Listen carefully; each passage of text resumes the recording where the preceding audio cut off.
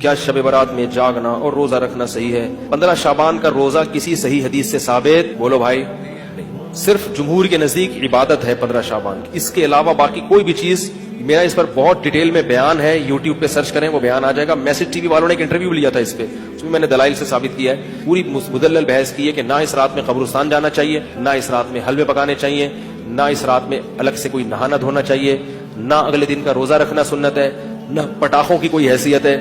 سمجھ رہے ہو؟ اب مجھے پتا ہے جو گالیاں آنے والی ہیں یوٹیوب پہ، چلو کوئی بات نہیں، اس کو بھی انجوائے کرتے ہیں۔ اور نہ اس رات میں تقدیر کے، صاف ہے قرآن میں کہ وہ لیلۃ القدر میں ہوتے ہیں۔ علامہ ابن تیمیہ رحمہ اللہ نے لکھا ہے کہ لیلۃ القدر کی اہمیت کو گھٹانے کے لیے بھی اس رات کو بہت زیادہ اہمیت دی گئی ہے، تو جتنی جس چیز کی اہمیت ہو اس کو اتنا ہی رکھنا چاہیے۔ جمہور کا مذہب بہرحال یہی ہے کہ اس رات کو عبادت کرنی چاہیے، اس کی فضیلت دوسری راتوں کی نسبت زیادہ ہے۔